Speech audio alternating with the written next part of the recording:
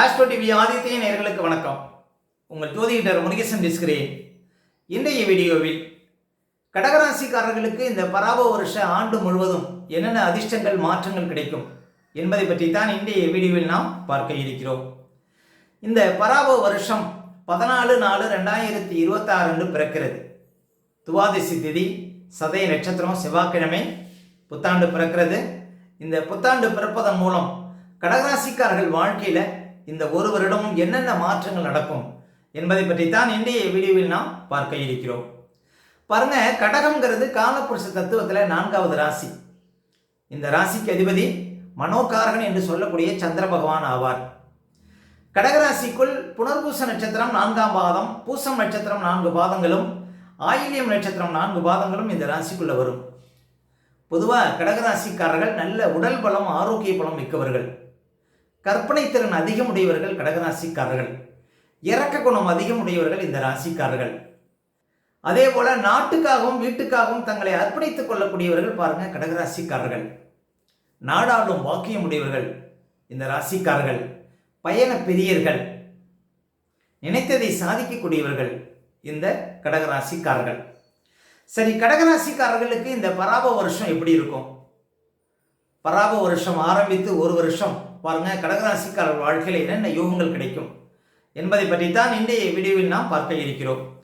சரி, கடகராசிக்காரர்களுக்கெல்லாம் பாருங்க, தற்போது குரு பகவான் வைகாசி 18ஆம் தேதி வரையும் ராசிக்கு 12ஆம் இடத்திலே சஞ்சாரம் செய்வார்.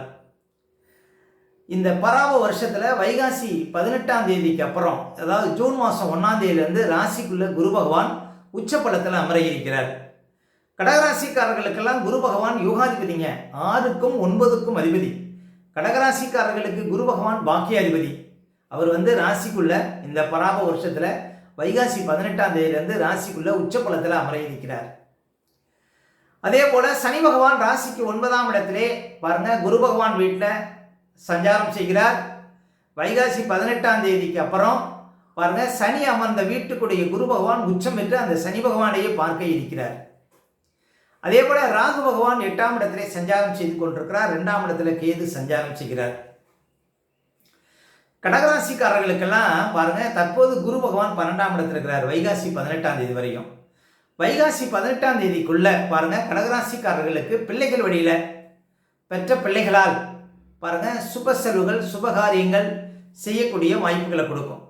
அப்ப இந்த வைகாசி 18ஆம் தேதிக்குள்ள உங்களுடைய பிள்ளைகளுக்கு தடைப்பட்ட சுபகாரியங்கள் நடக்கும் அப்படின்னு சொல்லலாம். அதே போல 12ஆம் இடம் கட்டடஸ்தானம். புதுசாக ஏதாவது இடம் வாங்கணும், வீடு கட்டணும் அப்படின்னு நினைக்கிறவங்களுக்கு அந்த ஆசைகள் பூர்த்தியாகும்.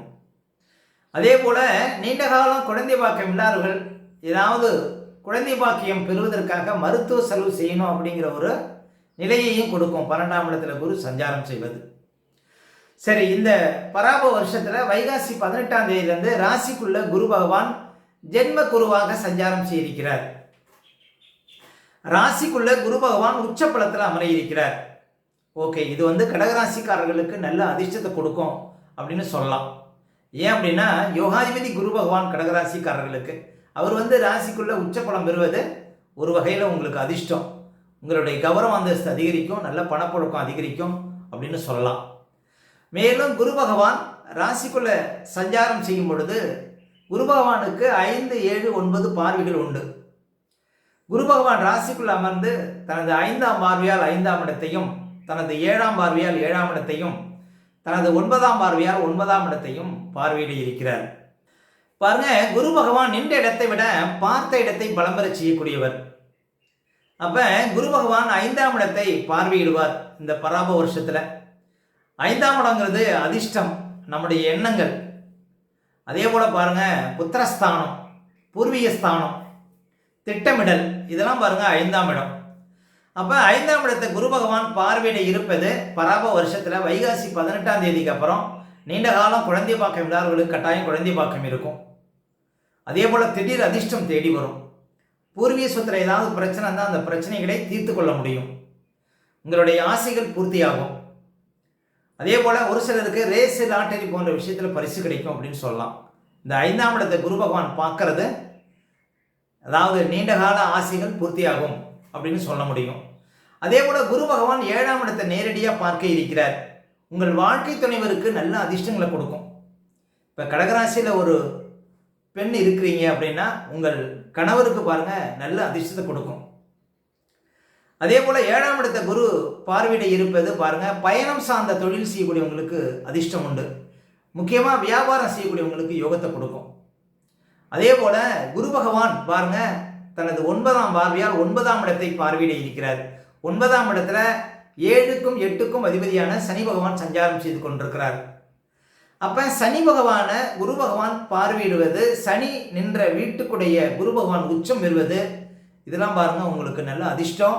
சனிக்கு கோணத்துல குரு சஞ்சாரம் செய்ய போவது, குருவுக்கு கோணத்துல சனி சஞ்சாரம் செய்வது, இதுவும் பாருங்க கடகராசிக்காரர்களுக்கு நல்ல அதிர்ஷ்டம்.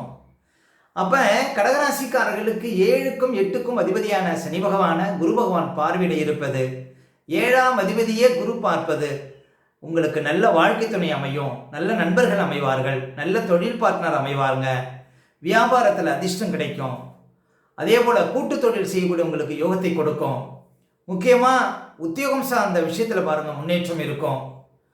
அப்போ சனி பகவான குரு பகவான் பார்ப்பது பாருங்க உங்களுக்கு உழைப்பால் உயர்வு அப்படின்னு சொல்ல முடியும்.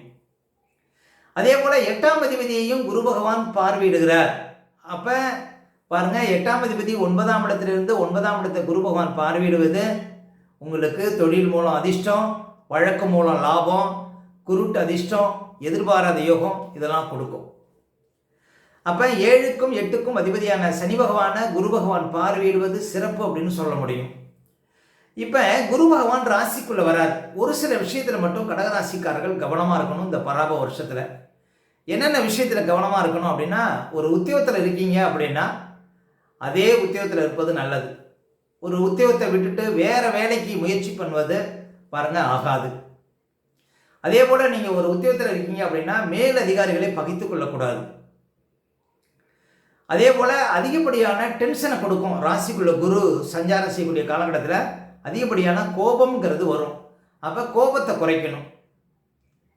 அதே போல பெருசாக எதுலையாவது ஒரு முதலீடு பண்ணுறீங்க அப்படின்னா அந்த முதலீடு சார்ந்த விஷயத்தில் ரொம்ப கவனமாக இருக்கணும். முக்கியமாக பண நஷ்டம் வரும் ஜென்ம குரு காலகட்டத்தில். அதே போல் ஆரோக்கியத்திலையும் பிரச்சனை பாருங்க கொடுக்கும். அப்போ ஆரோக்கியத்தில் கவனம் செலுத்தணும் கடகராசிக்காரர்கள். பழைய பாடல் என்ன சொல்லுதுன்னா, ஜென்மராமன் வனத்திலே சீதையை சிறி வைத்ததும், ராமபிரானுக்கு ராசிக்குள்ள குரு வந்த காலகட்டத்தில் தான் தனது மனைவியை பிரியும் நிலை ஏற்பட்டது, காட்டுக்கு செல்லக்கூடிய நிலை ஏற்பட்டது, அதே போல் அரசாட்சி செய்ய முடியாத நிலை ஏற்பட்டது. அப்போ இந்த ஜென்மகுரு காலகட்டத்தில் பாருங்க உத்தியோகம் சார்ந்த விஷயத்தில் கவனமாக இருக்கணும். கணவன் மனைவிக்குள்ள பிரச்சனை வராமல் பார்த்துக்கணும். கணவன் மனைவிக்குள்ள வீண் விவாதங்களை தவிர்க்கணும். கணவன் மனைவிக்குள்ள விட்டு கொடுத்து போகிறது நல்லதுங்க. அதே போல் ஒரு சொந்தமாக தொழில் செய்கிறீங்க அப்படின்னா வேலையாட்கள் விஷயத்தில் கவனமாக இருக்கணும். வேலையாட்களை பகைத்து கொள்ளக்கூடாது. ஒரு உத்தியோகத்தில் இருக்கீங்க அப்படின்னா மூத்த அதிகாரிகளை பகைத்து கொள்ளக்கூடாது இந்த காலகட்டத்தில். அதே போல் ஒரு வண்டி வாகனத்தில் செல்லும்போது ரொம்ப விழிப்பாக போகணும். முக்கியமாக பணம் சார்ந்த விஷயத்தில் கவனமாக இருக்கணும். அப்போ ஜென்ம குருங்கிறதுனால முக்கியமாக உத்தியோகம் சார்ந்த விஷயத்தில் கவனமாக இருக்கணும், பணம் சார்ந்த விஷயத்தில் கவனமாக இருக்கணும், ஆரோக்கியத்தில் கவனம் செலுத்தணும். இந்த 3 விஷயத்தில் கவனம் செலுத்தினாலே பாருங்கள் உங்களுக்கு இந்த ஜென்ம குருவால் அதிக பாதிப்புகள் இருக்காது அப்படின்னு சொல்லலாங்க. ஜென்ம குரு காலகட்டத்தில் நிறைய பேருக்கு பாருங்கள் உத்தியோக இழப்பு தான் நிறைய பேருக்கு வரும். அப்போ ஒரு உத்தியோகத்தில் இருக்கீங்க அப்படின்னா இடமாற்றத்துக்கு அப்படி செய்யக்கூடாது. நீங்கள் இப்போ எந்த வேலையில் இருக்கீங்களோ அதே வேலையில் இருக்கிறது தான் நல்லது. அதே போல் ஒரு வேலையை விட்டுட்டு அடுத்த வேலைக்கு போகிறாங்க அப்படின்னு அவசரப்பட்டு உத்தியோகத்தையும் வேலையையும் விடக்கூடாது. அதே போல் பெருசாக எதுலேயும் முதலீடும் செய்யக்கூடாது. இது போன்ற விஷயத்தில் கவனமாக இருந்தாலே ஜென்ம குருவால் உங்களுக்கு இந்த பராப வருஷத்தில் பெரிய பாதிப்புகள்ங்கிறது இருக்காது. எதுலேயும் கொஞ்சம் நிதானம் வேணும், அவ்வளோதான். ஜென்ம குரு காலகட்டத்தில் நிதானமாக இருந்தீங்கன்னா மிகப்பெரிய அதிர்ஷ்டங்கள் கடகராசிக்காரர்களுக்கு இந்த பராப வருஷத்தில் காத்திருக்கு அப்படின்னு சொல்லலாம். மேலும் உங்களுடைய சுய ஜாதகத்தை நீங்கள் பார்க்கணும் அப்படின்னா திரையில தெரியக்கூடிய நம்பருக்கு கான்டாக்ட் பண்ணுங்கள். உங்களுடைய பிள்ளைகளுக்கு புதுசாக ஏதாவது ஜாதகம் எழுதணும் அப்படின்னாலும் இந்த நம்பருக்கு கான்டாக்ட் பண்ணுங்கள். ஓகே, இந்த வீடியோ பிடிச்சிருந்தா ஒரு லைக் கொடுங்க. உங்கள் கருத்துக்களையும் கேள்விகளையும் கமெண்ட்ஸில் பதிவிடுங்க. இன்னும் நம்ம பல வீடியோ கொடுக்க இருக்கிறோம். நம்ம சேனலை சப்ஸ்கிரைப் பண்ணுங்கள். பக்கத்தில் வர பெல் சிம்லி கிளிக் பண்ணுங்கள். நன்றி, வணக்கம்.